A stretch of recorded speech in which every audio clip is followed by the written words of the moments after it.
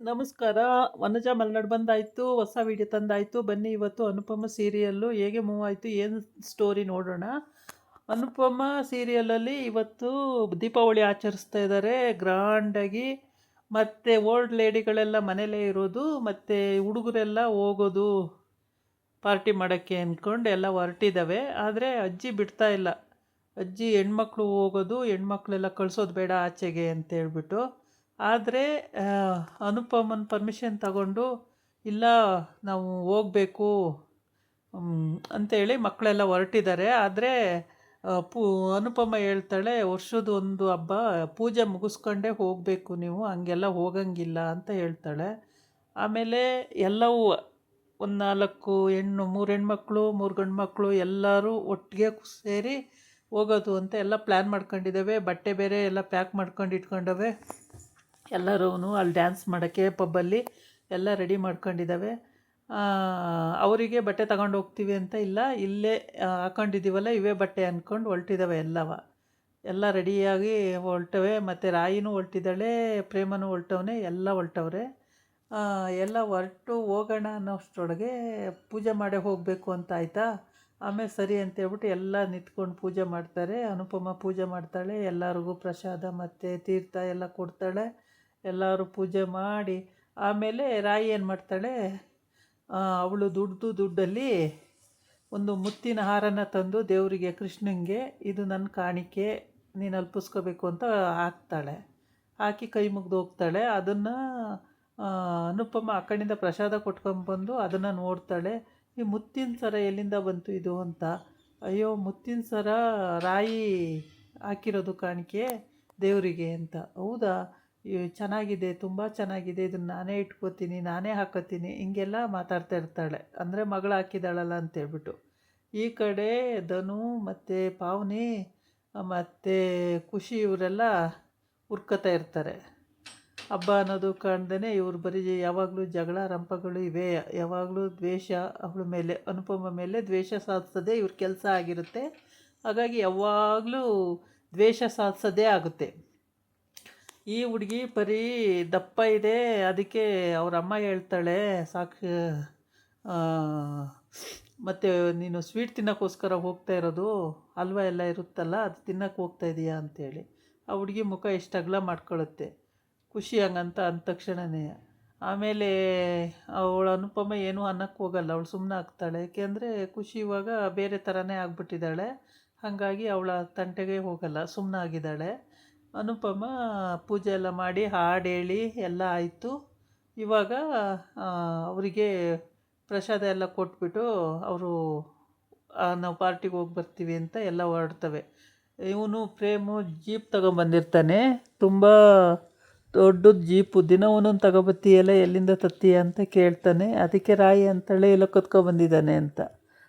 ಕದ್ದಿದ್ದೀನ ನಾನು ಅಂತ ಹೇಳ್ತಾನೆ.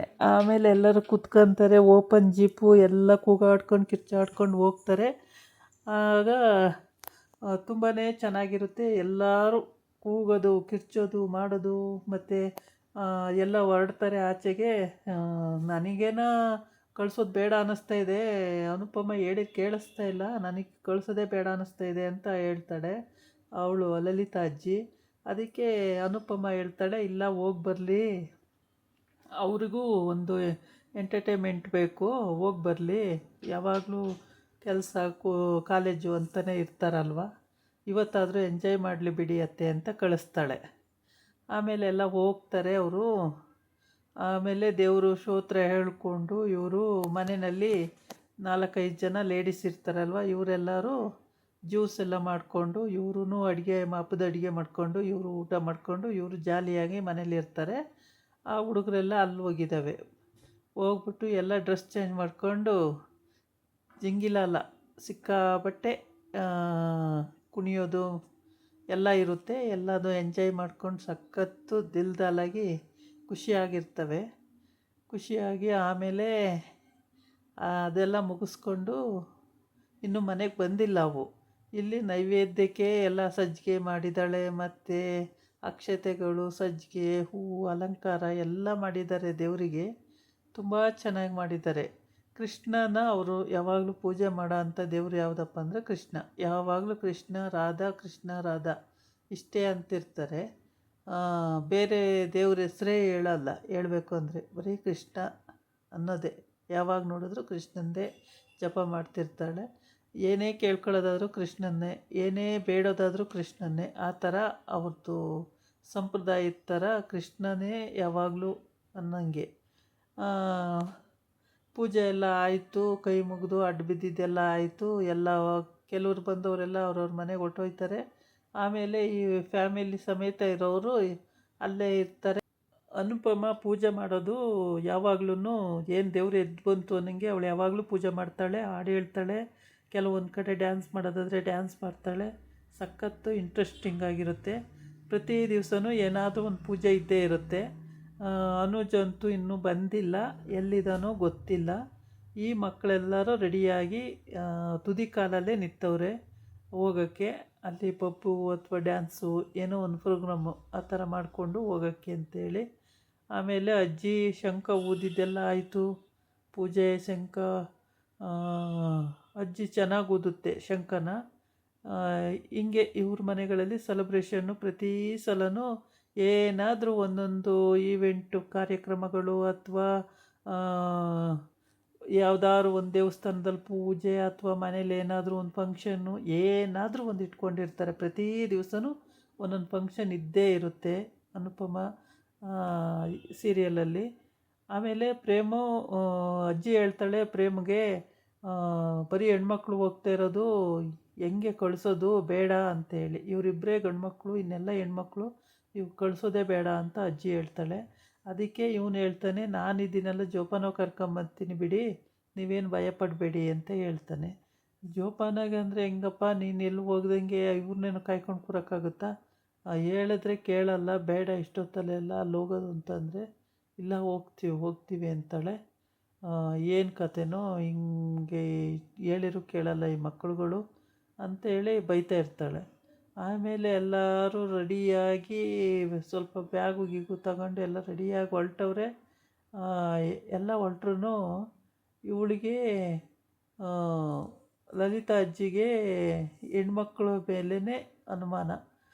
ಎಲ್ಲಿ ಹೆಣ್ಮಕ್ಳಿಗೆ ಏನೇನು ಪ್ರಾಬ್ಲಮ್ ಆಗುತ್ತೋ, ಏನು ಕತೆನೋ, ಎಲ್ಲಿ ಸಿಕ್ಕಾಕೋತವೋ ಅಂತೇಳ್ಬಿಟ್ಟು ಪಾಪ ಎರಡೊತ್ತು ಅವಳು ಅದನ್ನೇ ಚಿಂತೆ ಮಾಡ್ತಾ ಇರ್ತಾಳೆ ಯಾವಾಗಲೂ. ಹೆಣ್ಮಕ್ಳು ಭವಿಷ್ಯ, ಗಂಡು ಮಕ್ಕಳಾದರೆ ಓಕೆ, ಹೆಣ್ಮಕ್ಳು ಭವಿಷ್ಯ ಏನು ಮಾಡೋದು ಅಂತೇಳ್ಬಿಟ್ಟು. ಆಮೇಲೆ ಈ ಕಡೆ ಪ್ರೇಮ ಮತ್ತು ರಾಯಿ ಅವರು ಕೂಡ ಅಲ್ಲಿ ಡ್ಯಾನ್ಸು ಇವರಿಬ್ಬರದು, ಇನ್ನು ಹುಡುಗರದು ಅವರವರೆಲ್ಲ ಡ್ಯಾನ್ಸ್ ಮಾಡ್ತಿರ್ತಾರೆ. ಆ್ಯಕ್ಚುಲಿ ಇವನು ಲವ್ ಮಾಡ್ತಿರೋ ವಿಷಯ ಇವಳಿಗೆ ಗೊತ್ತೇ ಇಲ್ಲ ಅನಿಸುತ್ತೆ ರಾಯಿಗೆ. ತುಂಬ ಒಳ್ಳೆ ಹುಡುಗ, ಸಖತ್ತು ಸ್ವೀಟಾಗಿ ಖರ್ಚು ಮಾಡ್ತಾನೆ ಅನ್ನೋದು ಒಂದು. ಮತ್ತು ಎಲ್ಲ ಅಡುಗೆನೂ ಬರುತ್ತೆ, ಇಂಥದ್ದು ಬರಲ್ಲ ಅನ್ನಂಗಿಲ್ಲ, ಎಲ್ಲ ಅಡುಗೆನೂ ಮಾಡ್ತಾನೆ. ಹಾಗಾಗಿ ಅವನ ಮೇಲೆ ಹೆಚ್ಚಾಯ್ತೈತೆ ಪ್ರೀತಿ. ರಾಯಿಗೆ ಅಲ್ಲಿ ಸುಸುರು ಬತ್ತಿ ಹಚ್ಚುತ್ತಾ ಇರ್ತಾರೆ. ಸುಸುರು ಬತ್ತಿ ಹಚ್ಚುವಾಗ ರಾಯಿನ ಖುಷಿಯಾಗಿ ಎಲ್ಲರೂ ಹಚ್ಚುತ್ತಾ ಇರ್ತಾರೆ, ವೀಡಿಯೋ ಮಾಡ್ಕೋತಾ ಇರ್ತಾರೆ.